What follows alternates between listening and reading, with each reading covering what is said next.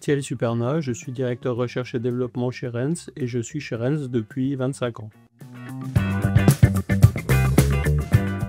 Je suis arrivé chez Rens pour relever le défi d'obtenir le label NF pour l'entreprise. Et en environ une année, j'ai relevé ce défi et nous avons eu le label NF boîte aux lettres pour l'entreprise Rens. Responsable qualité, j'ai très vite pris en plus la responsabilité du bureau d'études. Donc ce sont nos partenaires qui le disent. En fait, Rens est la société la plus innovante en termes de fabricants de boîtes aux lettres et c'est vrai qu'on peut en être assez fier avec aujourd'hui un peu plus d'une vingtaine de brevets à notre actif. Donc au bureau d'études, on a intégré aussi très tôt des valeurs environnementales. C'était évident qu'il fallait travailler sur des produits plus sains d'un point de vue environnemental et aujourd'hui c'est vraiment le cas. Je pense que tout le monde au bureau d'études a une réflexion sur ces valeurs-là, les valeurs environnementales, les valeurs sociétales aussi, notamment sur le handicap. On a beaucoup fait pour justement porter le fait que tout le monde doit pouvoir avoir accès aux boîtes aux lettres. On a vraiment été pionniers là-dedans.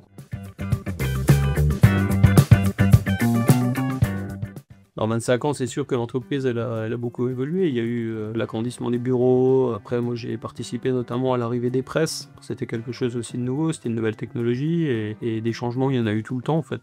C'est vrai qu'il y a eu un changement de direction en 2004. Enfin, des événements, il y en a eu tellement. L'histoire de Rennes, c'est tellement riche en 25 ans. Je suis venu chez Rens au début pour relever justement ce défi de la qualité en fait du NF boîte aux lettres. Pour moi qui étais un spécialiste du bureau d'études, quand je suis arrivé j'avais 30 ans, j'avais l'impression de déjà avoir vu beaucoup de choses au bureau d'études, j'avais envie un petit peu de changer. Pour moi c'était un vrai défi et donc j'ai vraiment été heureux de relever ce défi. Je suis retourné dans le bureau d'études parce que c'était là ma passion, mais en tout cas ce défi était vraiment très intéressant. C'est sûr qu'en 25 ans, c'est que l'acquisition de nouvelles compétences, d'intégrer la qualité, la sécurité, l'environnement, s'imprégner de toutes les nouveautés, bureau d'études, amener par exemple l'open innovation aussi, c'est des choses qu'on n'aurait jamais pensé à l'époque.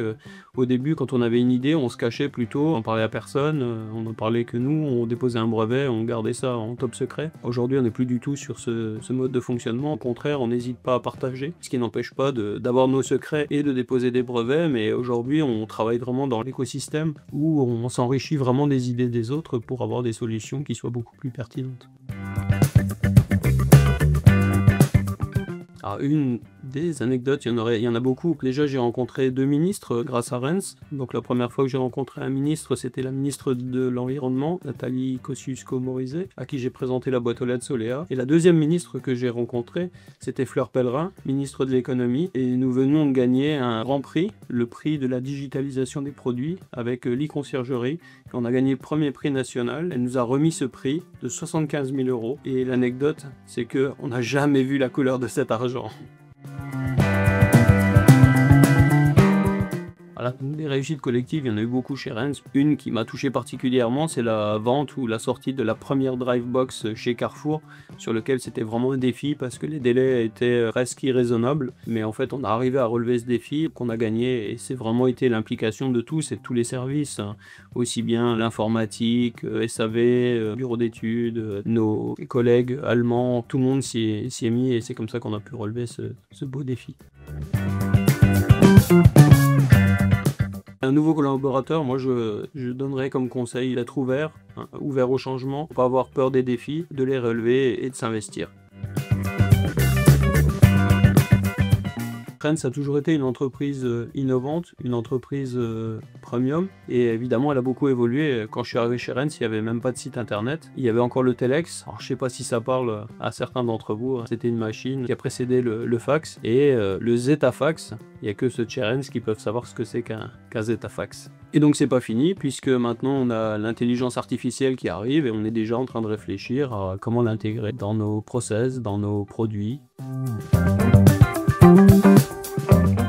Dans 50 ans, pour moi, il y aura évidemment plus de lettres. Il faudra donc changer, s'orienter vers plus de services.